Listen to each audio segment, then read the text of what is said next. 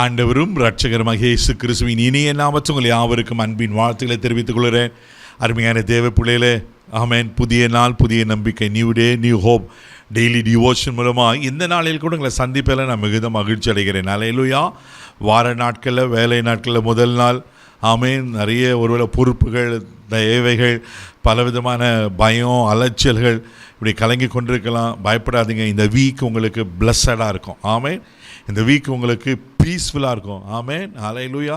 இந்த வீக் நீங்கள் என்ஜாய் பண்ணுவீங்க, ஜாய்ஃபுல்லாக இருக்கும். ஹல்லேலூயா. இது விசுவாசிங்க. பிளஸ்ஸடாக இருப்பீங்க, பீஸ்ஃபுல்லாக இருப்பீங்க, ஜாய்ஃபுல்லாக இருப்பீங்க. ஹல்லேலூயா. கர்த்தர் நிச்சயமாக அப்படி நடத்துவதற்கு உண்மையில் தேவனாக இருக்கிறார். ஆமென். இன்றைக்கு கூட கர்த்தர் நமக்கு கொடுக்கிற வார்த்தை என்ன? சங்கீதங்களின் புஸ்தகம் 23ஆம் சங்கீதம் 1வது வசனம் கூட வாசிக்க கேட்போம். கர்த்தர் என் மெய்ப்பராய் இருக்கிறார், நான் தாழ்ச்சி அடையேன். ஆமென். இங்க சங்கீதக்காரன் சொல்றாரு, கர்த்தர் என் மெய்ப்பராய் இருக்கிறார், நான் தாழ்ச்சி அடையேன் சொல்லிட்டு அப்படியே தொடர்ந்து வாசிங்கன்னா அப்படியே பல காரியங்கள்லாம் அங்கே சொல்லுகிறத நாம் பார்க்கிறோம். தாவீதுக்கு கர்த்தர் மெய்ப்பராய் இருந்ததுனால தான் அவர் மிகப்பெரிய அரசனாய் அவர் காணப்பட்டார். அல்லேலூயா. பாருங்க, கர்த்தர் என் மெய்ப்பராக இருக்கிற எவ்வளோ பெரிய ஒரு ஆழமான ஒரு வார்த்தை பாருங்க. அதனால நான் தாட்சி அடையேன். என் அப்பா என்னை கண்டு கொள்ளலைன்னா பரவாயில்ல, அண்ணமாருங்க கண்டு கொள்ளலாம் பரவாயில்ல, எனக்கு கெப்பாசிட்டி இல்லைன்னா பரவாயில்ல, எனக்கு நாலேஜ் இல்லைன்னா பரவாயில்ல, நான் எப்படி இருந்தாலும் பரவாயில்ல, உலகமே என்னை புறக்கணிச்சாலும் பரவாயில்ல, கர்த்தர் என் மெய்ப்பராக இருக்கிறார். அவர் என்னை நடத்துவார், அவர் என்னை வழி நடத்துவார், அவர் என்னை போஷிப்பார், அவர் என்னை புல்லுகளில் மேய்ப்பார், அவர் என்னை அமர்ந்த தண்ணியில் நடத்துவார், அவரை சத்துருக்களுக்கு முன்பாக எனக்கு பந்தியை ஆயத்தப்படுத்துவார்.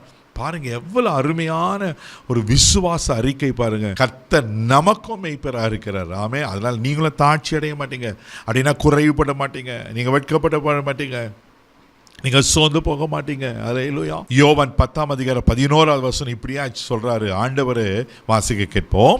நானே நல்ல மெய்ப்பன், நல்ல மெய்ப்பன் ஆடுகளுக்காக தன் ஜீவனை கொடுக்கிறான். ஆமென். நானே நல்ல மெய்ப்பன். இயேசு சொல்றார், நானே நல்ல மெய்ப்பன்.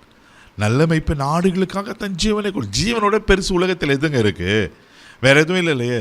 அப்ப ஜீவனையே கொடுக்கறனாக்கா மற்ற எல்லாவற்றையும் அவர் கொடுக்காது இருப்பாரா? அதனால தான் ரோமர் 8:32 ஒரு அழகான வசனம் இருக்கும். அவர் நமக்காக ஜீவனை கொடுத்தனால மற்ற எல்லாவற்றையும் அருளாதிருப்பது எப்படி? சோர்ந்து போகாதீங்க.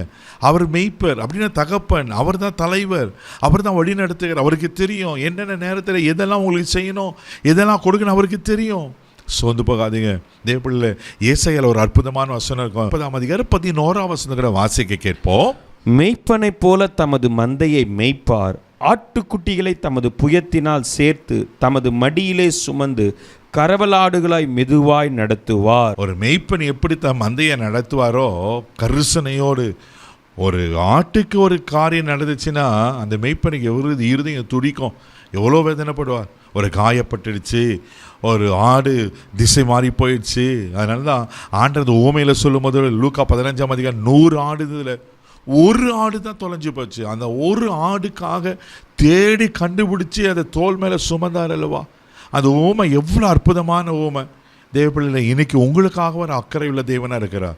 மெய்ப்பனை போல தமது மந்தையை மெய்ப்பலாம், ஆட்டுக்குட்டிகளை தமது புயத்தினாலே சேர்த்து. அப்படின்னா இந்த ஆட்டுக்குட்டிகளை என்ன தான் புயத்தினால தூக்கி கொள்வார், சுமந்து கொள்வார், அரவணைத்து கொள்வார்.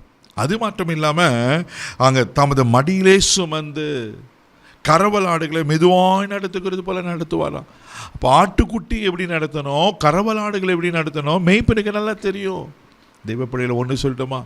நீங்கள் அவர் தோளில் தான் இருக்கிறீங்க, அவர் கரத்தில் தான் இருக்கீங்க, அவர் உங்களை சுமந்து கொண்டு இருக்கிறார். எதை குறித்து கவலைப்படாதீங்க.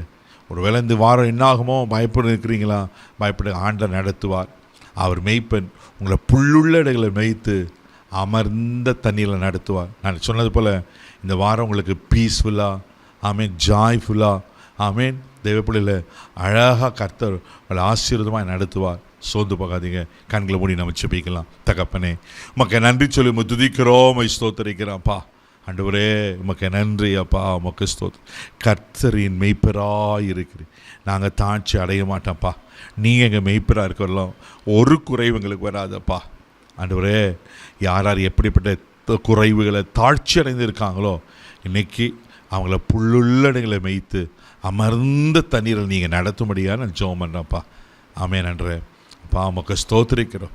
நீரை ஆண்டவரே அதினதின் காலத்தில் நேர்த்தியாய் செய்கிற கர்த்தர்.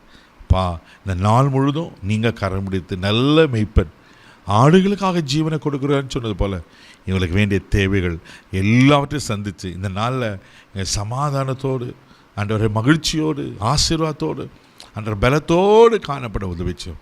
கிருபை ஒப்புக்கொண்டு இந்த நாள் முழுதும் கரம் பிடித்து நடத்தும் பாதுகாத்துக்கணும். இயேசுவின் மூலம் ஜெபம் பிதாவே. ஆமென்.